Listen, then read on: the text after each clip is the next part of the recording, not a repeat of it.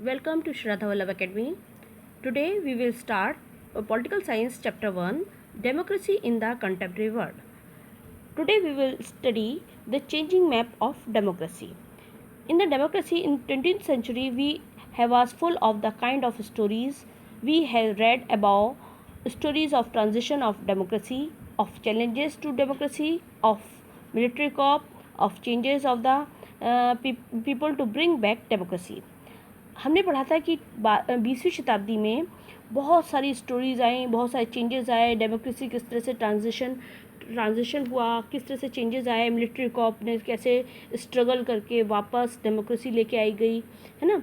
तो यहाँ हम पढ़ेंगे कि इस पूरे डेमोक्रेसी की जो चेंजेस आए हम उसको 3 फेजेस समझ सकते हैं, 3 अलग अलग मैप्स के थ्रू हम देखेंगे, जो कि यहाँ पे नीचे दिखाए गए हैं आपको मैप में। जो फर्स्ट मैप है इन सब में बताया जा रहा है कैसे डेमोक्रेसी इवॉल्व हुई, किस तरह से 20वीं शताब्दी में किस तरह से डेमोक्रेसी में प्रोग्रेस हुई, कैसे चेंजेस आए, कहाँ कहाँ पे किस किस कंट्रीज़ में कब कब आया।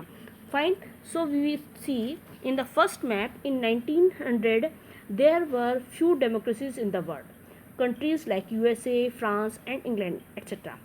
19वीं शताब्दी में कुछ ही देशों में वर्ल्ड में डेमोक्रेसी थी, जैसे कि यूएसए में, फ्रांस और इंग्लैंड में आ चुकी थी, जबकि सेकेंड वर्ल्ड वार ख़त्म ही हुआ था। उसके तुरंत बाद 1950 तक चेंजेस आ गए।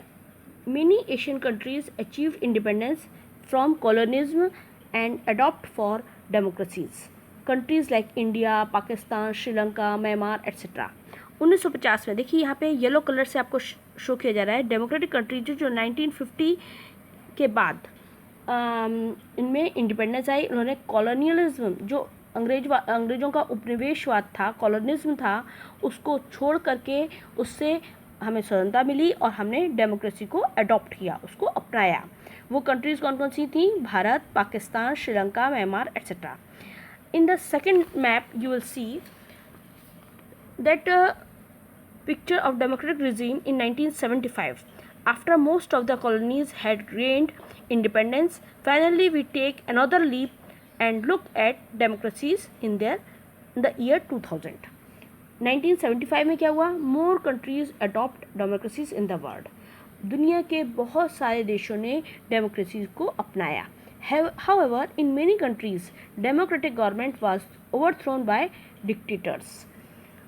बहुत सारी कंट्रीज जो थी, जो डेमोक्रेटिक थी, वहाँ पर डिक्टेटर थे, तानाशाह थे, उनको हटाया गया और डेमोक्रेसीज आई, डेमोक्रेटिक गवर्नमेंट बनी बाय 2000। और थर्ड मैप पे आप देखिए कि 2000 में more than half of the countries of the world followed democracy. उसके बाद 2000 तक बहुत सारे देशों में डेमोक्रेसी आ गई। क्यों? The disintegration of USSR and support from other democratic countries paved the way for democracy. जैसे ही यूएसएसआर का डिसइंटीग्रेशन मीन्स वो छिन्न भिन्न हो गया, उसके छोटे छोटे देशों में बढ़ गया। जैसे यूएसएसआर हटा, छोटा वो बढ़ गया, अलग थलग हो गया। Support from other democratic countries, और जो डेमोक्रेटिक ऑलरेडी बन चुकी थी उन्होंने सपोर्ट किया, जिससे और देशों में डेमोक्रेसी का रास्ता साफ हो गया। paved the way for democracy. Fine. So we can see in the 3 maps,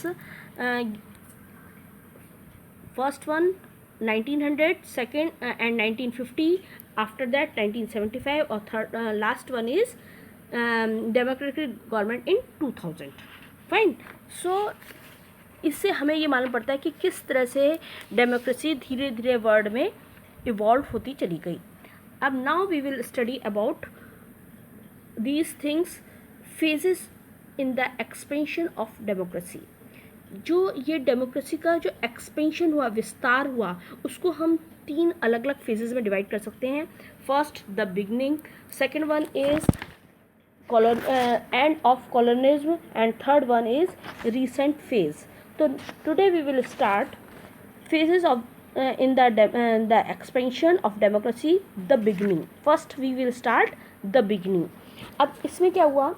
the French revolution, हमें मालूम है 1789 में did not establish A secure and stable democracy in France. French revolution हुआ था 1789 में, लेकिन इसने एक स्टेबल और सिक्योर डेमोक्रेसी फ्रांस में नहीं इस्टेब्लिश कर पाया।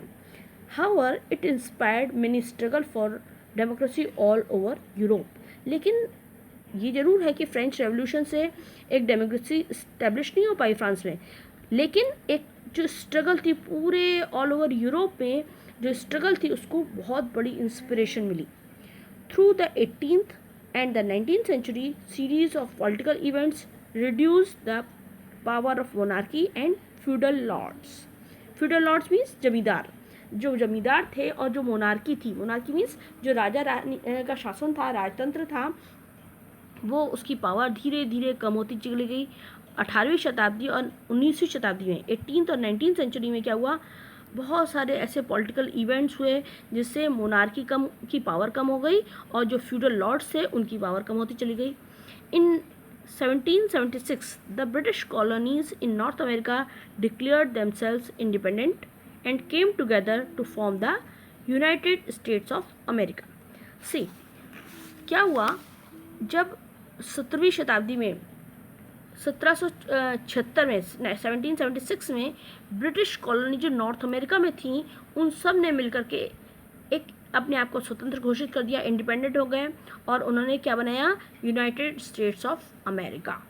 दे adopted a democratic constitution in 1787, but the right to vote was limited to very few men. अब उन्होंने 1787 में डेमोक्रेटिक कॉन्स्टिट्यूशन को अडॉप्ट कर लिया, डेमोक्रेसी आ गई। लेकिन ये डेमोक्रेसी कैसी थी, जो आज की डेमोक्रेसी जैसी नहीं थी। वहाँ पे राइट टू वोट, जो वोट देने का अधिकार था सिटीजन को, वो केवल बहुत ही लिमिटेड लोगों के पास ही था।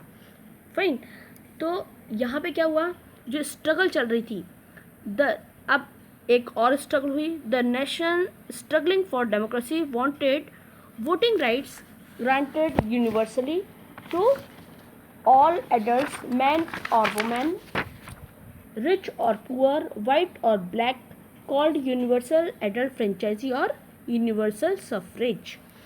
जैसा कि हम लोग जानते हैं, यूनिवर्सल एडल्ट फ्रेंचाइजी में क्या होता है, चाहे वो आप किसी भी एज ग्रुप की हो, आप एडल्ट हो, चाहे मैन हो, विमेन हो, रिच हो, पुअर हो, ब्लैक हो, वाइट हो, कोई भी हो, सबको समान रूप से वोट देने का, एडल्ट 18 साल के से ऊपर के व्यक्ति को वोट देने का अधिकार है।